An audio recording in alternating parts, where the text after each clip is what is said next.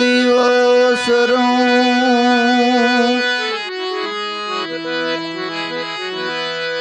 पल पल करूं प्रणाम।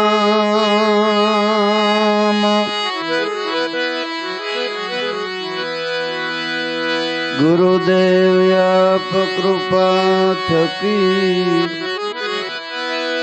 प्रगट भयो आत्म राम।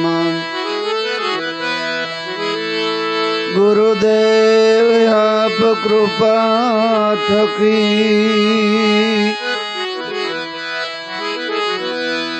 प्रगट भयो आत्म राम।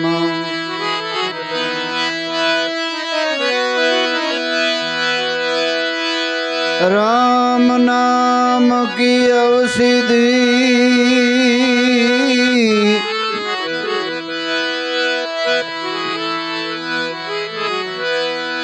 खरी नीति से कोई खाय। अंग मां पीड़ा व्यापे नहीं महारोग पण मटी जाय।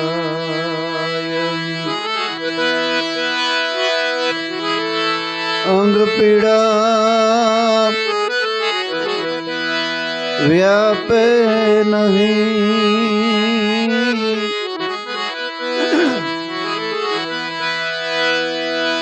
महारोग मटी जाय।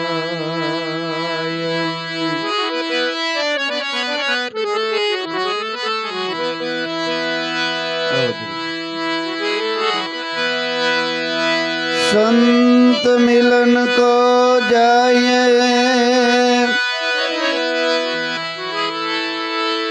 तजी मोह माया बेमान। ज्यों ज्यों पावागे धरे कोटि की अग्न समान।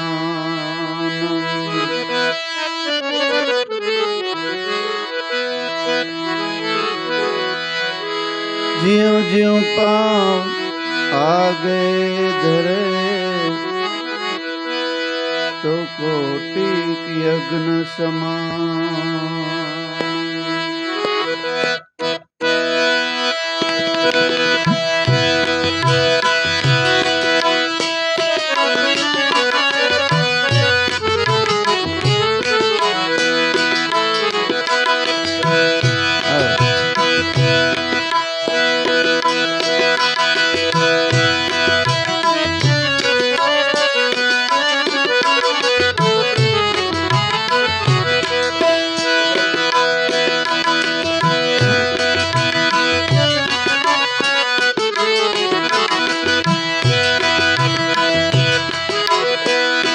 झीणा ने झीणी नजर थी जो झीणी नजर थी जो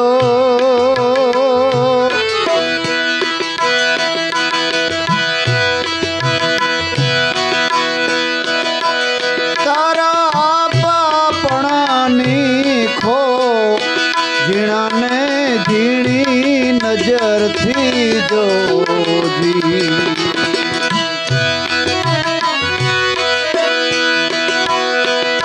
वीरा तारा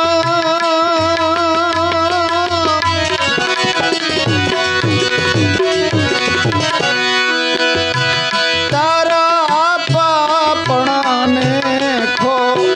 झीणा ने झीणी नजर थी जो झीणी नजर थी जो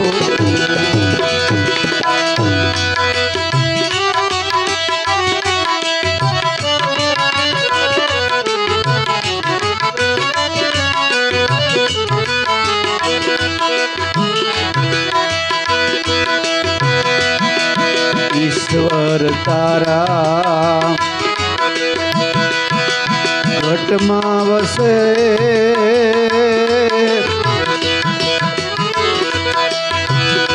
એને ગુરુ કૃપા કૃપાથી જો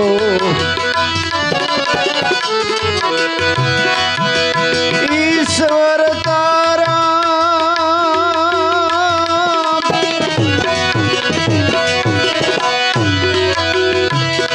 તારા અંતરમાં વસે એને ગુરુ કૃપાથી જો ઘટો ઘટમાં એ વ્યાપી રહ્યો ઘટો ઘટમાં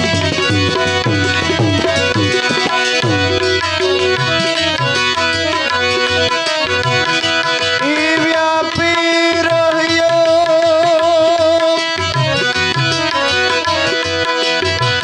એ જીસે તન સ્વરૂપે સોય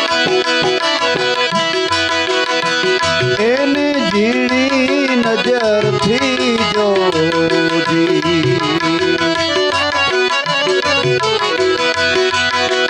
એ વાલીડા મારા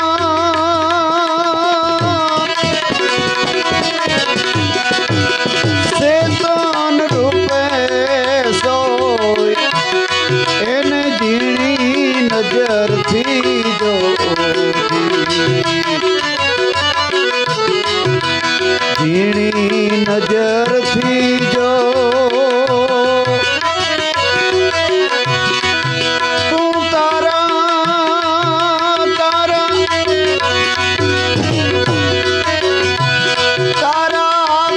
આપણાને ખો એને ઝીણી નજરથી જોજી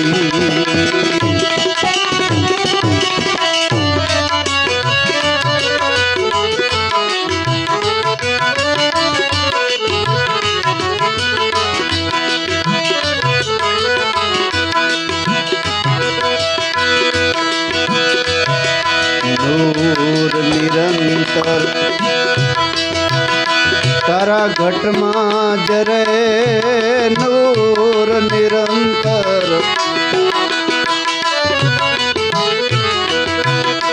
તારા ઘટમાં જરે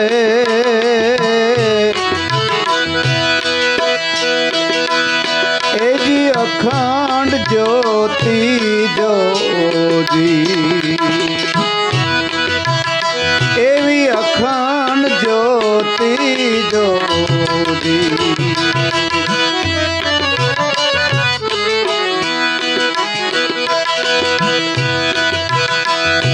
સોહમ અજંપા જાપ જપી લે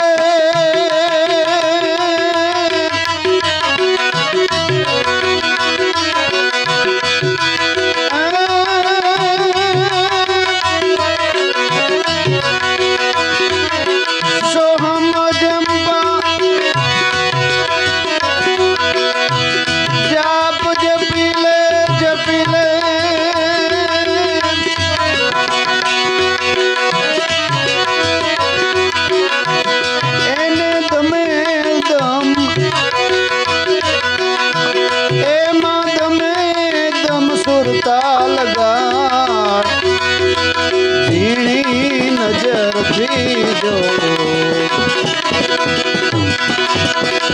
તારા દમમાં સુરતાથી એને જો ઝીણાને ઝીણી નજરથી જો ઝીણી નજરથી જો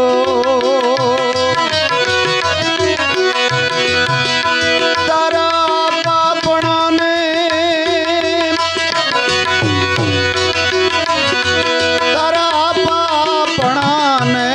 ખો ઝીણાને ઝીણી નજરથી જો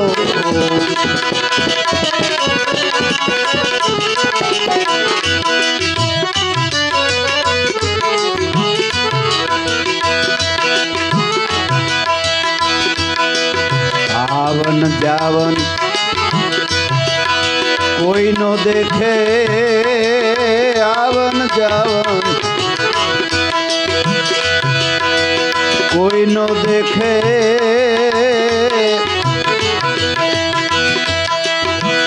ઈ તો કર્મ થકી ક્રિયાઓ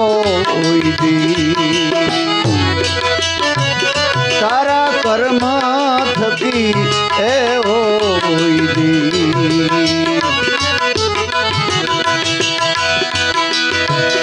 અકળ પુરુષની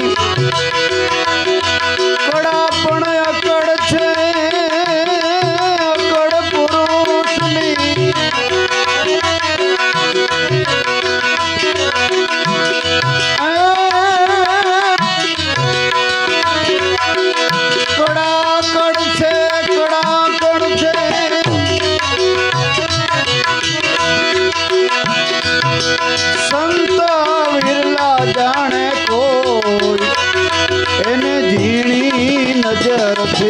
જો એને જાણે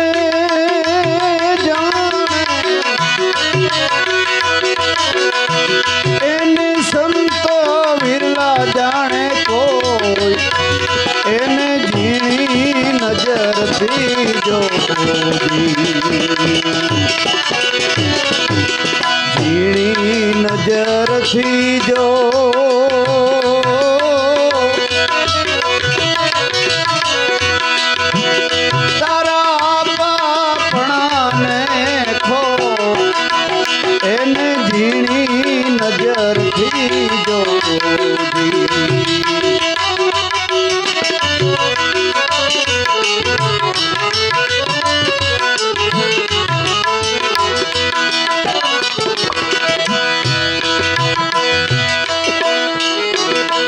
भजन प्रकाश के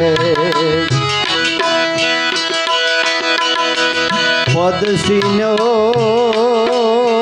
भजन प्रकाश कहे पद ने सीनो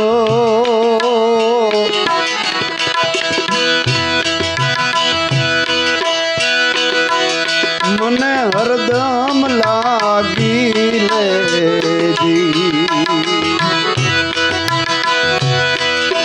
भजन प्रकाश पद सीनो त्यारे हरदम लागी ले जी हरदम लागी ले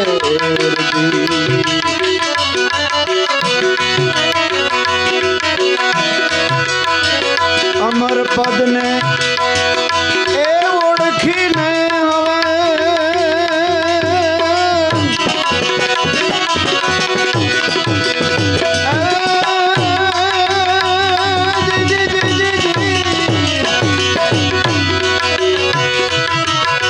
अमर पद ने ओळखी ने हूँ तो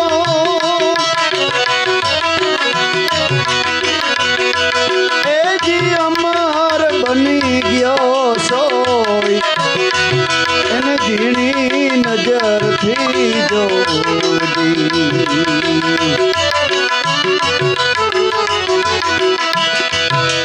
झीणी नजर थी एने जो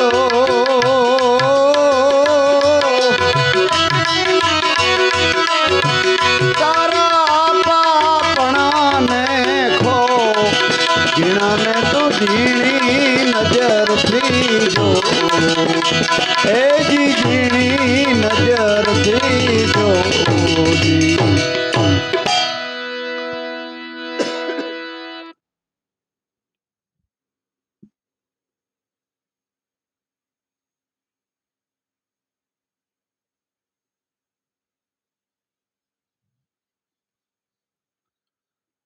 आ संतवाणी અમારા ગામમાં એક સંત થઈ ગયા જે આ નાથા બાપાનો ફોટો છે ને એના બાપા ભજન પ્રકાશ આનંદગીરીની છે આ વાણી. શું કહે છે કે ઝીણાને તું ઝીણી નજરથી જો. જેવી રીતે રવિ સાહેબે ગાયું કે મારો નાથ સે ઝીણો એને કોઈ ઝીણા બની અને પારખો. એવી જ વાણી આ ભજન પ્રકાશાનંદ ગિરી બાપુએ લખી છે કે આ ઝીણાને તું ઝીણી નજરથી જો. તો ઝીણું બનવા માટે શું કરવું પડે? તો કે તારા આપાપણાને ખો. તું તારા દેહપણાને ખોઈ નાખ કે હું દેહ નથી, હું તો આત્મા છે. એવું જ્યારે તારા મનમાં આવે ને ત્યારે તું ઝીણો બન. એવો ઝીણો છે ભગવાન, એવો ઝીણો છે, એવો ઝીણો છે કે એને આપણા લોહીની જ્યારે શું કહેવાય લેબોરેટરી કરવી હોય ને ત્યારે એવો બિલોરી કાચ રાખવામાં આવે. એમાં આ આંખથી ન દેખાય ને એવા બારીક જંતુઓ એમાં દેખાય. પણ એવડા એવડા ડોક્ટરો, MD, કેટલી ડિગ્રીઓ, કોઈએ કીધું કે મેં આકાશથી ભગવાનને જોયો, નકર આમ જ છે લ્યો. એટલે ભગવાનને ગીતામાં કહેવું પડ્યું કે અર્જુન, હું આ સાંભળાની આંખથી દેખાય એવો નથી. તારે જોઈને તો તારે કોઈ સદગુરુ શરણમાં જઈને દિવ્ય દ્રષ્ટિ પ્રાપ્ત કરવી પડે. એટલો બધો ઝીણો છે.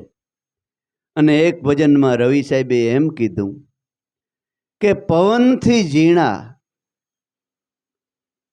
વધે ઘટે નહીં, રહે બરાબર, કાયમ હે કીર્તારા. પવનથી પણ ઝીણો છે. પવનના પંખો હાલે છે તો પવન અહીં આવે છે, આપણે ખબર પડે કે પવન આવે છે. પણ પવન પણ દેખાતો નથી, એનો અનુભવ આપણે કરી શકીએ પણ દેખાતો નથી. પણ બ્રહ્મ આપણા ઘટમાં ઈશ્વર અખંડ બિરાજે છે, પણ તોય એ દેખાતો નથી.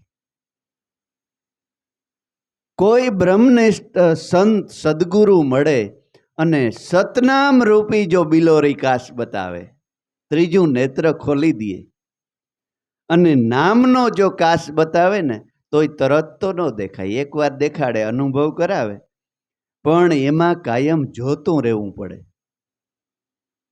એટલે કાયમ ભજન કરવું પડે. અને ભજન એટલે માણસો શું સમજે? જેને નામ મળ્યું, સદગુરુ મળ્યા, એ તો બરાબર, એને સમજાય કે ભજન કરવું. પણ જગત માણસો શું સમજે? ભજન કરવું એટલે ભજન ગાવા, તાલ ઉપર બોલવા, ગાવા, આ તે કરવું.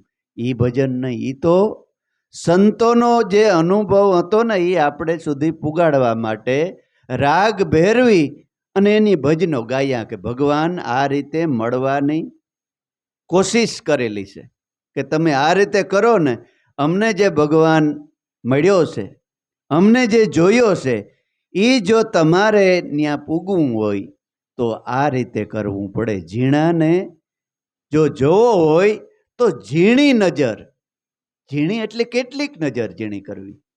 નંબર હોય તો હાલો ભાઈ ચશ્મા કઢાવી લઈએ. એથી તો શું કરવું? તો કે એને આગળ આ આંખ્યું ત્યાં કામ જ નથી કરતી. તો આપણે સાખી બોલ્યા કે રામ નામ કી ઔષધિ ખરી નીતિ સે ખાય, અંગ પીડા વ્યાપે નહીં, મહારોગ મટી જાય. રામ નામની ઔષધિ બતાવે, પણ ખાવાની કેવી રીતે? કે ખરી નીતિ સે ખાય. આપણે ડૉક્ટર પાસે જઈએ, કોઈ આપણે બીમારી થઈ હોય, ડૉક્ટર પાસે જઈએ કે સાહેબ મને આ વાંધો છે, તાવ આવે, શરદી થઈ, આ તે બધું થયું છે, તો શું કરવું પડે? તો રિપોર્ટ કરાવી અને આપણને દવા આપે. દવા આપી અને પછી પરેજી પાડવાનું કહે. તીખું, તળેલું, ઠંડું, ખાટું એ કંઈ પણ ખાવું નહીં. આમ કરવું, 100 ડગલા હાલવું, 1 કિલોમીટર હાલવું, ડાયાબિટીસ હોય તો કારેલા ખાવા, કડવાણીવાળી વસ્તુ ખાવી, સરગવો ખાવો, એ બધું આપણે બતાવે. અને આ ટાઈમ થઈ એક ગોળી ખાવી. હવે ખાલી આપણે ગોળી ખાઈએ અને ડાયાબિટીસ હોય તો ખાંડ નાખી નાખીને મિષ્ટાન ખાધા રાખીએ તો ગોળી કામ કરે? ન કરે.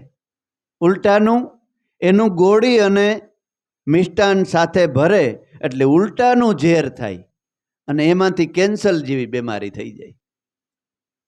પરેજી પાડવી પડે. એટલે રામ અને એનું નામ, રામનું નામ શું છે? આપણે લખાવીએ કે રામ નામ, લખાવે ને ઘણાય કે ભાઈ રામ નામ. હવે રામ લખાયું, પાછળ નામ લખાવવાની શું જરૂર છે? રામ તો આવી ગઈ. એ નામ છે ને, એ હાસું રામનું નામ છે, પણ એ આ જીભથી બોલાય એવું નથી. એ બોલવું હોય ને તો સુરતાએથી બોલાય છે, અને એ જોતું હોય તો સદગુરુને શરણે જવું પડે. સુરતાની મોટામાં મોટી દવા એ સદગુરુનું સત્ય નામ છે. સુરતાનો પતિ જ આત્મા છે. એટલે રામ નામ કી ઔષધિ ખરી નીતિ સે ખાય. સદગુરુ મળે એટલે બધાયને જો ફાયદો નથી થતો. સદગુરુ ઘણાને લાખોને ઉપદેશ દીધા, લાભુ દાદાએ લાખોને ઉપદેશ દીધા છે, પણ બધાયની પાછો લાભ નથી થયો બહુ. કારણ કે એની નામ લઈ અને આમ તેજુરી મૂકી દીધું, ઊસું મૂકી દીધું, અભરાયું, પછી એમાં જારા જામી ગયા. ઓલો આપણે દ્રષ્ટાંત આપીએ ને કે ભાઈ ગામડિયું ગામ ને એક માલધારી બકરા ચારે, માલ ચારે, ત્યાંથી કોઈ સંત નીકળ્યા. એટલે આમ દયાળુ માણસ અતિશય કે ભાઈ આમ પાણી બાણી છે? તો કે હા બાપુ, હાર્યું મારી બંબલી પાણી છે, હાલો શા બનાવી દઉં. અતિશય સેવા કરી. એટલે સંતને દયા આવી હતી કે પોતાના ખડિયામાંથી કાઢીને પારસમણી આપ્યો. પારસમણી આપ્યો હોય કે હવે તારે કઈ મજૂરી કરવી જ ન પડે. તો કે આ શું કામ આવે? તો કે આને લોઢાને અડાડને એટલે હોનું બની જાય. બોલો તો રાજી થઈ ગયો. ઓહો, આવો પારસમણી, લોઢાને અડાડું હોનું થઈ જાય. પછી તો હું બાકી રહીએ? ઘરે જઈ પછી બકરામને કોણ હાંસવે? નહીં તો જંગલમાં વ્યાઈ ગયા. ઘરવાળા કે આપણો માલ ને, તો કે હવે માલ બાલ કઈ કામનું, આપણે જરૂર નથી. તો કે કાં? એક સંત મળ્યા ને મને આ પારસમણી આપ્યો, હવે જેને અડાણું લોઢું હુંનું બની જાય, હવે હું આપણે મજૂરી કરીને કરવું? તો કે ક્યાં છેતરાણા નથી ને? તો કે સંત એવા નહોતા. સંત નિસ્વાર્થ અને સંત હાસા હતા. તો કે હવે હોનું બનાવવું તો કેવાનું બનાવવું? એટલે બાપદાદાના વખતની કે મોટી એક કોઠી પડી હતી લોખંડની, 2-5 મણની વજનવાળી, કે આ કોઠીમાં જ નાખી દઉં તો 2-5 મણ હોનું થઈ જાય, કાયમને માથાકૂટ મટી જાય પૈસાને. તો કે નાખી દો. તો 2 માણસે નાખી પારસમણી કોઠીમાં, ને 2 બેઠા જોઈને. કલાક થઈ, 2 કલાક થઈ, પણ હોનું ન થયું. ઘરવાળી કે તમે આવા નાવા રહ્યા, આ સેફટી બકરા હતા એ ગયા, હવે શું કર્યું? બિચારો પાછો ગેબોલે ને ઉપડ્યો કે જંગલમાં ગયો. વળી પાછો બકરા કે ગોઈત્યા, આ ને તે બધું પાછો તો સરાવવા માંડ્યો. 2-5 દી પછી પાછા ઓલા સંત નીકળ્યા.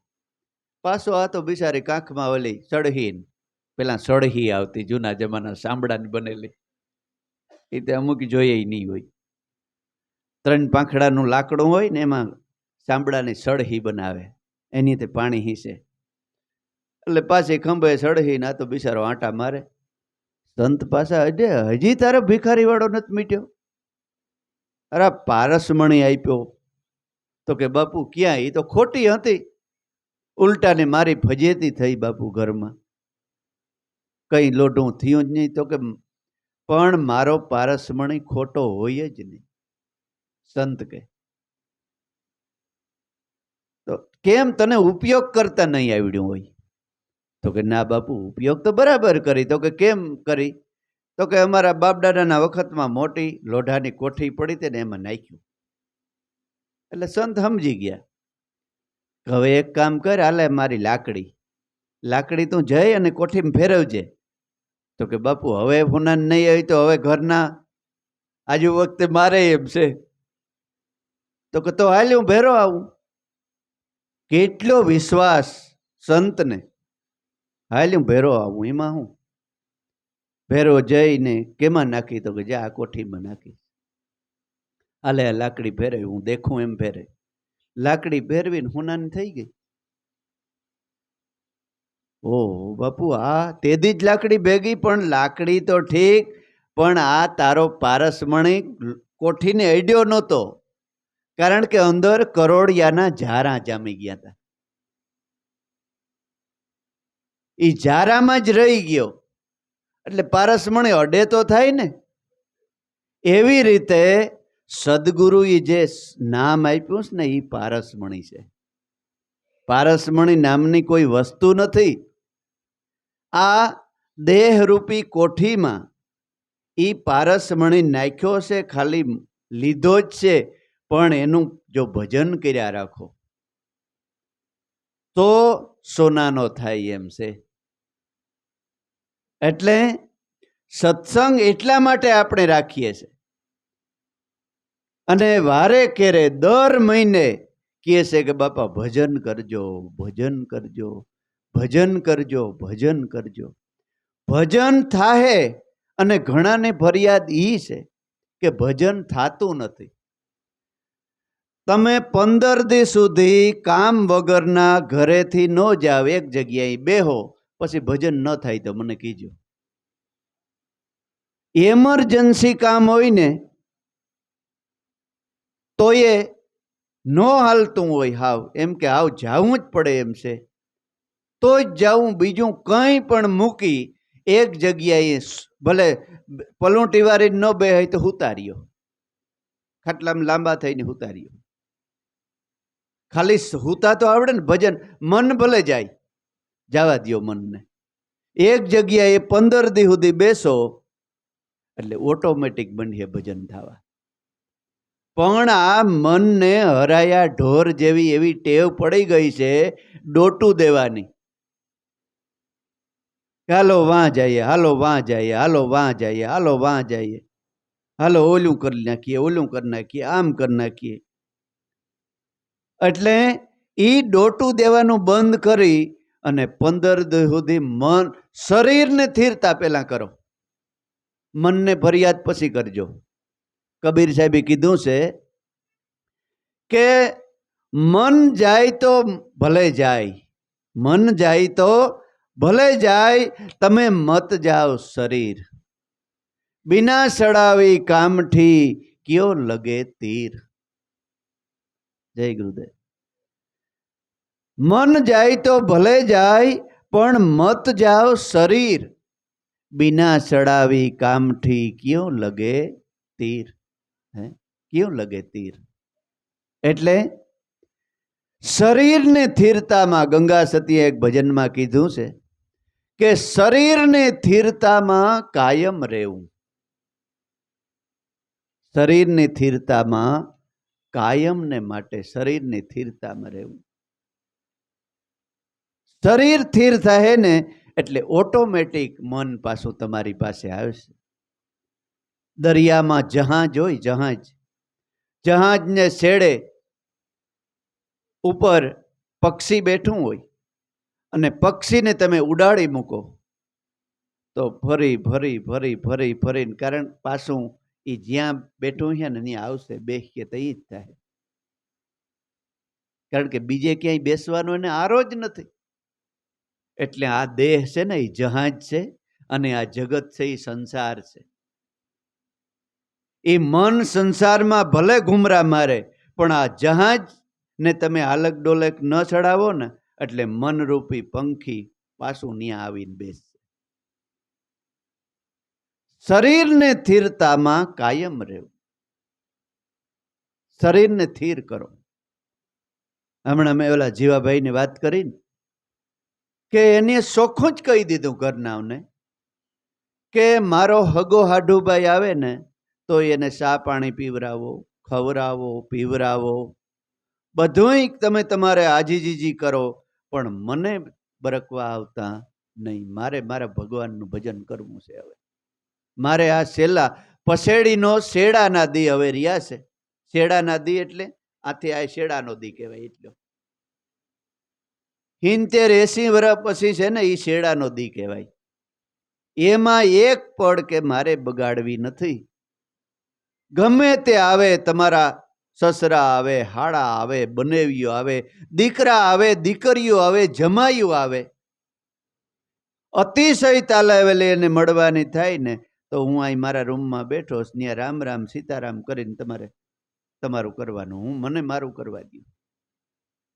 8 વર્ષમાં પોતે સિદ્ધિ પ્રાપ્ત કરી અને અવતારી કહીને વયા ગયા ભજન કરીને. 8 જ વર્ષમાં. અને 3 દીકરા અને 3 દીકરાની વહુ. એ સવારમાં એક દીકરાની વહુ શા દેવા આવે ને તો પી લે. ઘડીક થાય તો ઓલે બીજી આવે, આલ્યો બાપા શાક, તો કે લાવો બાપા. ત્રીજી આવે કે આલ્યો બાપા શાક, એ ઘૂંટડો એ ભરી લે. કંઈક 3 માંથી એકય ન આવે. ઓલીને કે ઓલી ગઈ હે ને ઓલીને કે ઓલી ગઈ હે, એકય ન આવે તોય કોઈ દી ફરિયાદ ન કરે કે મેં શા નથી પીધો. કંઈક 3ય જમવાનું દેવા આવે તો 3ય પાસે થોડું થોડું ખાઈ લઈએ અને બીજું કૂતરાને નાખી દઈએ. એ 8 વર્ષ જીવ્યો, પણ સંત 8 વર્ષમાં પોતાને જન્મ સફળ કરીને વયો ગયો અને પ્રમાણ પણ દેતો ગયો કે આજથી 2 દિવસ પછી મારે દેહ છોડવાનો છે. હગા દીકરા નહોતા માન્યા કે આવું થોડું હોય. એ 2 દી પછી દેહ છોડીને વયો ગયો. 3જે દી પ્રમાણ પણ આપ્યું. એટલે આપણે કહેવાનો મિનિંગ કે ભજન આ પારસમણી એ 16 વાલને એક રતી માથે હાસી છે બાપા. પણ આપણે શરીરને સ્થિરતા પહેલા અને પછી મનની સ્થિરતામાં રહેવું. શરીરની સ્થિરતામાં કાયમ રહેવું. એટલે કીધું કે રામ નામ કી ઔષધિ ખરી નીતિ છે ખાય. નીતિ છે એટલે આ પરેજી કે શાંતિથી બેસો. મન ભલે 17 ઘોડા ઘડીને જ્યાં રખડવું હોય ને રખડે, શરીર સ્થિર બનાવો. સ્થિત પ્રજ્ઞ યોગી એને કહેવાય. અને બીજી રેણી કે કામ, ક્રોધ, લોભ, ઈર્ષા, અદેખાઈ, મારી તારી, નિંદા ખોદણી કંઈ કરવું નહીં અને શાંતિથી બેસીને ભજન કરવું. પણ આપણે કામ સિવાયના 1000 બીજા કામ કરી નાખીએ છીએ. એટલે ફાયદો થતો, બહુ ફાયદો થાય જ. તોય તમે થોડું થોડું કર્યું હોત તોય ફાયદો તો થાય જ, પણ જેવો જોઈએ એ પ્રમાણે નથી થતો. જોઈએ એ પ્રમાણે નથી થતો. એનું મેન કારણ આ છે. ઈ રામ નામ કી ઔષધિ ખરી નીતિ છે ખાય તો અંગમાંય પીડા વ્યાપે નહીં. આ શરીરમાં પણ પીડા ન આવે. કારણ કે તમે શ્વાસે શ્વાસે ભજન કરો ને એટલે પૂર્ણ રીતે એક તો તમને પ્રાણવાયુ મળે. ખોટા વ્યસનમાંથી તમે મુક્ત થઈ જાઓ એટલે શરીર પણ નિરોગી થઈ જાય. મહારોગ એટલે જે 84 લાખ યોનિમાં ભટકવું પડે છે ને એ રોગ મટી જાય અને અંગમાં પીડા વ્યાપે નહીં. પણ આ દેશી દવા છે ને એટલે ધીમે ધીમે અસર કરે. તાત્કાલિક કલાકમાં જો પરસો જોતો હોય તો નહીં થાય. તાત્કાલિક નહીં થાય. એટલે આ ભજન પ્રકાશાનંદ બાપા કહે છે કે ઝીણાને તું ઝીણી નજરથી જો. તો ઝીણી નજરથી જોવો હોય તો શું કરવું પડે એને પાછલી કડીમાં કહે છે